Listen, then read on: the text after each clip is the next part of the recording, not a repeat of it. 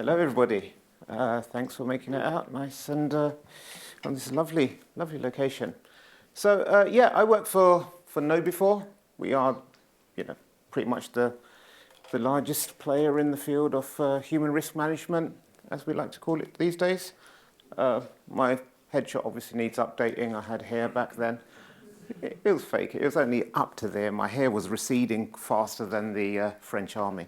But anyway, some places I've worked for in the past just to help build credibility. Some books that I've contributed to just to help build more credibility. This is my recent one I wrote with a colleague of mine a couple of years ago. I think it's awesome, but I would say that. So where are we today with your colleagues across the organization, within enterprises? They're there, they have work to do, and there are external threats. So people are trying to scam them, phish them all the time, trying to get access to their password, trying to tell them they won the lottery, or that their child's in an accident and they need to wire money, all that kind of stuff. So all this stuff's coming externally. Internally, within an organization, we have pressures: get your sales numbers up, fulfill your quotas, OKRs, get this done, get that done. And what does this result in? It results in human error. I think that's something that we can all agree on. People don't actually wake up in the morning and say, I want to go and mess things up at work today. It's a contribution of factors. Maybe when I was younger, or when you really hate your boss and you say, I'm really going to mess something up. But other than that, you don't. And the obligatory Verizon slide in here to support my case that yes, 68% of breaches, are based on human error. So the simple then point is, okay, let's fix the errors, right? Yeah. If we can't remove the people, let's fix them. So what do? We start doing things like phishing simulations, and we see that works really well. I'll share the slides. Hopefully the slides will become available later, but the reports are downloadable from our website as well. But say we do a baseline phishing test. You go into a new organization and you send out a phishing email to people. You've not trained them before. You're not giving them any awareness. And on average, about a third of them will click on a phishing email, regardless of how easy it is or what have you. And it's broken up by industries and industry sizes, so you can spot if you work in energy and you're a mid-size employee, you can work out what your industry average is. And then you say, okay, now let's start training people and telling them what to do and what to look out for and everything. And within 90 days, that 34% goes down to about 18.9%. And then you keep on training them and you keep on giving them the knowledge and education. And within about a year or over a year, you can get it to 5% or below. So really significant improvements can be made. This is kind of where we led with for many years as this is the case for training people and what have you. You can see internationally it's broken out. You've got the UK and Ireland down here. It's pretty similar, not that, better than some other parts of the world. Not as good as Asia to start off with, but, the end result is better. So you can see how, it does work. And for a simpler chart, this is our sort of sales people's favorite chart to use, this one. But these numbers don't tell the full story, do they?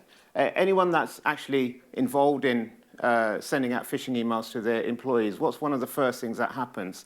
They get a bit peed off. They're like, oh, you're wasting my time. You're trying to trick me. Or they're like, you have cases of people who are repeat clickers. And the thing is, no matter how great, and I believe we have the greatest, most amazing training in the world, but no matter how great it is, what's the best we can hope for? About 4.6%, maybe 3%. If you're superhuman, maybe you can get your organization down to 2%. But you're not going to eliminate clicking altogether, are you? So the question is then, what's the point in investing all of this effort into it if someone's still going to click? And the answer to that normally is well, what's the point in doing anything in security? Because everything's about risk management. We're not going to completely eliminate anything, are we? So why should we not? But there are some underlying things there that are happening. See, when you get the click rates really low for organizations, it's not just about telling people what to do. If I'm driving down the road and I see a sign that says 50 miles per hour or 50 kilometers per hour speed limit, okay, I'm now aware, but does it actually change how I'm driving?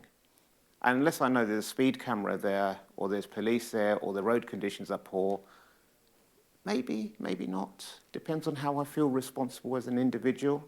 So I think just providing the knowledge is not enough. So why does this carry on happening? And the answer is because people are people, and we're always going to do what we think is the best thing to do, the most efficient thing to do, or it's never going to happen to us. So, you know, people are poor at assessing risk. It's like you ask any new driver, and they're always very overconfident in their driving ability until they lose control on a wet roundabout one evening and, you know, nearly end up in a wall, and then they calm down. But, you know,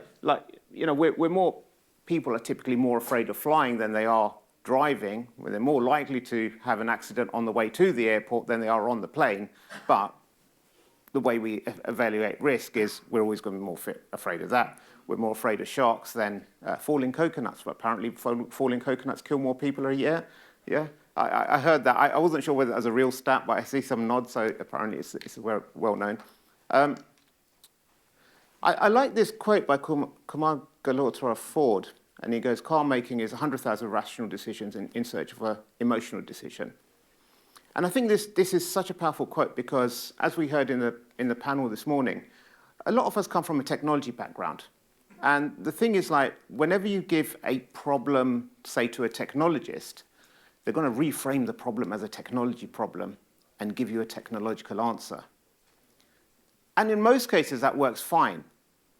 But sometimes we need to think about it from a non-technical perspective, from a human perspective, or we need to look at it from whatever perspective it might be. So in the car making example, they found their car interior lights. When I was younger, car interior lights were like you open the door, it turns on, you close the door, it turns off. It was like a light switch on and off. Nowadays, you probably notice when you open the car door, the light doesn't come on immediately. It slowly dims and then goes to full brightness. And when you close it, it dims and then turns off. When they first introduced some of these dimming lights in cars, they found that people that took them for test drives would end up buying those cars more than the ones without the non-dimming lights. And they were perplexed by why this happened. Why does a dimming light cause someone to buy a car more when everything else is the same? And they involved some behavioral scientists, and they basically came down and said, like, well, it's kind of like the cinema effect. Before, when you're in the cinema and you've got your popcorn, your favorite movie's about to start, or one you're really anticipating, they dim the lights first before the movie starts. So it builds this sense of anticipation, of excitement. It's an emotional reaction. And that's what happens with the car. When you get behind the driving wheel, you close the door, and the light dims and then turns off. All of a sudden, those are Steve McQueen's hands on the steering wheel, and you're in San Francisco. So apologies if you're too young to get that reference. Ask your dad. But this is what happens. And so, you know, I think we have to think about what is the culture, what's the environment, what are the controls, are they invoking any sort of emotional decision within people? I love multi-factor authentication as a security control. I've got it enabled everywhere I possibly can, but I'm never happy to use it. It's annoying. It's like, even this morning I had to log onto my laptop, and it's like, oh, where's my YubiKey? And it's like, because it's a USB-A, and then I have to get the dongle to convert it and plug it in. And it's a painful experience. And there are times like that where I understand, and I'm a security person through and through, and I value it, but even I don't want to do it. So what hope do I have of encouraging my users to enable this and allow it and be something that they feel like this is a great thing to do? Often when we think about then changing people's behaviors, the simple answer we default to is let's bribe them. It's a bit like in the panel this morning we heard, like, yeah, you can pay people, but you know, that's not the only incentive you can give people to stay with your company or work. And I think there's lots of ways we can go about it. And they don't always involve, like, okay, if you spot the most phishing emails, or if you challenge those strangers who's not wearing their badge, then you can win a €50 Amazon gift card. You know, you can do simple things like Some hotels, they have like cheeky marketing, sort of like, steal this pen and write a letter to your loved one at home. It's more, you're going to have something printed on those boxes anyway. Why not turn it into opportunity to market your brand? Why not use the opportunity to use existing channels of communication to market some of your security within your organization? Why not build out some nudges? So a nudge is kind of like bridges that gap between what we intend to do and what we actually do. So I know I need to lose some weight, so I should go for a run in the morning. That's what I know, that's what I intend to do. How many people think I went for a run this morning? Yes, exactly. You just smiled a bit too much there, man. Honestly, I'm not that overweight. Okay. But so if I get my trainers ready and my running kit ready and put it next to the bed for me, so as soon as I wake up, it's kind of like nudges me. It reduces some of the friction for me to do that thing that I want to do. So how many things are we doing to make it easier for people to do the right thing? So if a nudge to be effective, it should be easy, attractive, social, and timely. The more of these factors you can build in. So if I say to a friend, hey, why don't we go for a run together in the morning? That adds a social aspect into it. Why don't we do it before we have to do the school run? It becomes like something that's more timely, and so on. So we see lots of examples of nudges in day-to-day life. Put your recycle bin right next to your general waste bin. So if you put your recycle bin there and your general waste there, it's going to be less likely someone's going to make the effort to throw things separately. But if you put them next to each other, it's a simple action. I love this one. It's a designated smoking area, but it's shaped like a coffin. So yeah, you're free to smoke. Give people the autonomy to do what they want, but sort of like remind them. You can be a bit cheeky. You can see like, pick me, I'm single. If you're a banana in a supermarket, that's not part of a bunch. You can write down number of calories burned by taking the stairs. In a technical sense, having a password meter is a really good control or nudge. So rather than having a paragraph of text saying your password must be this many characters long, this complexity, this one, not one, you just have a meter. As people start typing their password, it goes from red to green or sad face to smiley face. And it encourages people to choose a stronger password, and it's very intuitive. You're not getting them to really engage a lot of thought process in like, how do I do it? You're not inducing stress. It becomes quite a fun activity. You can get a bit smarter with nudges and incorporate things into your email so that rather than just saying this is an external email, as most do, which is a great nudge in its own right, but you can get a bit blind to it. But use the scanning capabilities here, use some of the threat intel you have, and start like saying, oh, it's a name impersonation. The name matches someone in your organization, but it comes from an external email address. There's a sense of urgency that's being put into it. So these are strong signs. Maybe we don't want to block them all out, but we want to give people enough information to help them make a better decision. The way we frame information is also very, very important. And I think there's this restaurant in France I read about, and they had one of these please turn off your phone signs at the front door. And people don't like getting told what to do. Or maybe it's just a French thing. I don't know. Sorry, that's the second dig I've had at the French. I apologize if any French people are here. I dislike the French. No one believes me when I say that. Okay, so it says please turn off your phone. And people don't like being given an instruction. People don't like it. So they changed the sign, and they put this sign up instead, and they made sure that you could see it as you entered. And it said, please remember to turn your cell phone back on when you leave. So what that does, it gives a signal that this is the kind of establishment that expects people to have their phone turned off when they're in there, or most people do turn it off, and they're just being helpful to remind you turn it on now that you're leaving. And isn't that a nicer way of framing something? So you're not actually beating someone with a stick, but you're saying, hey, remember to do that. One of the reasons Uber or Airbnb or these sorts of apps became quite popular is not just because of the technology, but because from a human perspective, actually reduces uncertainty. I don't have to leave, the office party at 11 p.m. in London and then look around trying to find a black cab somewhere, hoping it would go to where I want to go in North London, unsure of how much he's going to rip me off, all these kinds of things. But Uber took away all of that uncertainty. So now I can stay inside the restaurant or bar, wherever we are, and a bit like James Bond, step out onto the footpath just as the car pulls up, and I know who the driver is, I know what the car is, I know how much they're roughly going to charge me. So it reduces uncertainty. That's the real human emotion we're tapping into here. It's not the fact that it's cheaper or it's an app, it's the fact that you are solving a very real human need. How certain are people of what's going to happen when they engage in certain things? So if we ask people, hey, report a phishing email if you see one or suspect one, do they ever get feedback from that? Do they get told, oh, this was great, thank you for doing it, it was or it wasn't, and here are the things that you helped with or didn't help with? If people are certain as to what will happen and they're treated in a way, then they're more likely to go ahead with it. If you have a sign that tells you when your next train is, it's actually, you don't need to improve the speed of your trains, but you just provide the information. So people are a lot more, so if I'm going to West Ruislip, then I know the first train is in 4 minutes. So I can chill out for 4 minutes before making my way onto the edge of the platform, nudging people out of the way, because the first train is not relevant. But if I have no information, even if the next train is in 1 minute, it induces more anxiety.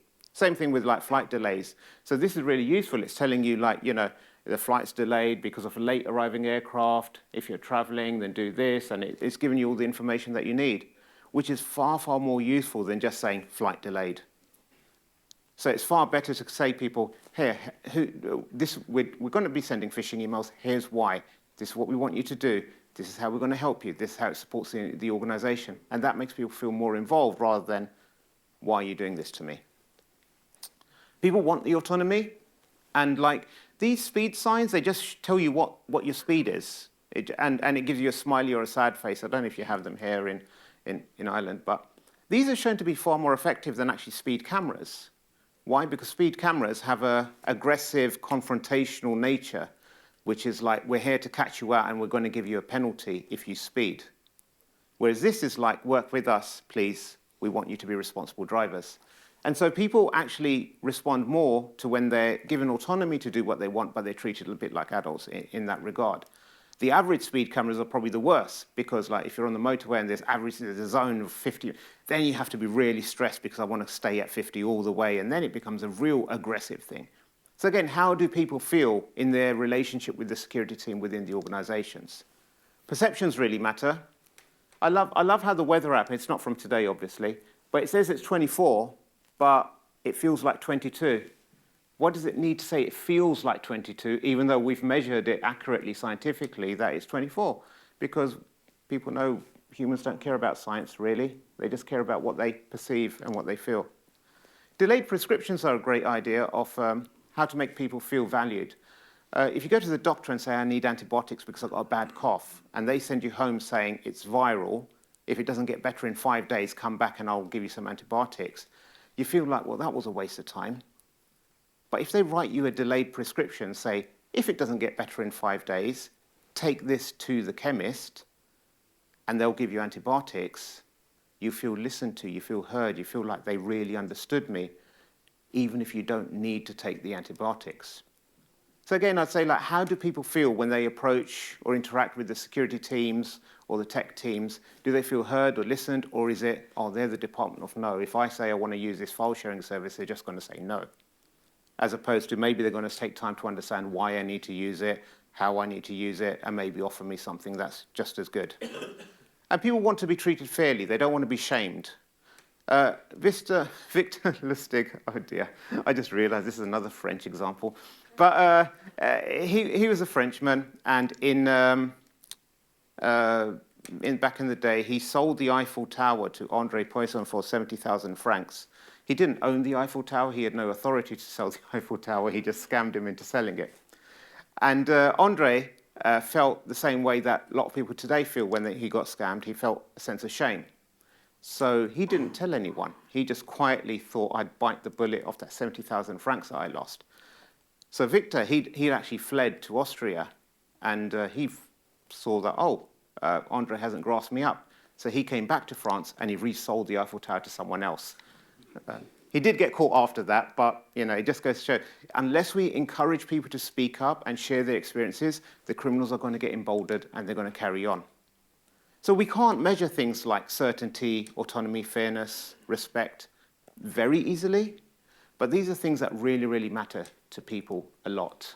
And I think when we design our security systems, we really should take these into consideration. And to that, I think we really need to build a culture that supports that for people. It's all about how do people feel when they're in the organization. And what they do is really more important than what they know. And what do they need to do? One thing is just need to recognize scams and report them. And the second one is just really raise, just how they got personal hygiene, we just need to help them raise cyber hygiene to a level. And these are just some examples. You can insert whatever you want there, but here are some common ones. Security culture is sort of like the ideas, customs, the shared behaviors. But I really like this definition. You get the culture you ignore. So if someone walks into the organization, they're not wearing a badge, no one challenges them, they're going to stop wearing their badge. And that's going to influence people around them. They're going to stop wearing the badge. After a year, no one's going to be wearing a badge, pretty much. And a new person's going to join, and what they're going to see, no one wears a badge. Should I wear a badge? No. It doesn't matter what the policy says then. Your culture overtakes what your policy says. Martin Luther King Jr., he said, he's a good example of culture change. He changed the way people behave and act towards segregation and equality and everything. And what did he say? He said, I have a 7-point strategy, right? No. It'd be really silly if he came out and said, I have a 7-point strategy, and said, by next year, Q3, we're going to reduce segregation in restaurants by 37.2%. That's a great OKR, isn't it?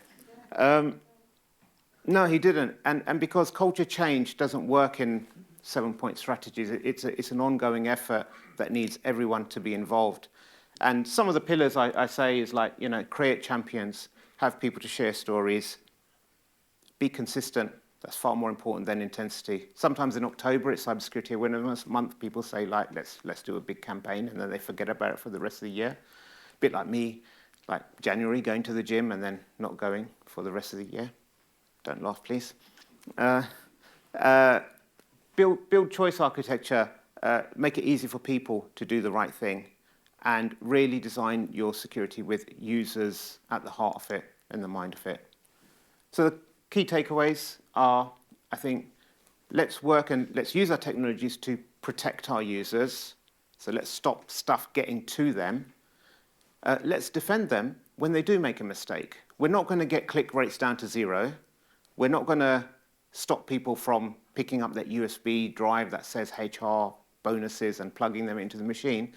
But let's see, what can we do? How can we nudge them? How can we encourage them? How can we defend them if they do make mistakes? And then empower them to make those good decisions. So when they do make a mistake, they can report it, and they do feel heard, and they're not going to be shamed, and they're not going to be treated unfairly. So with that, thank you so much for your time and attention.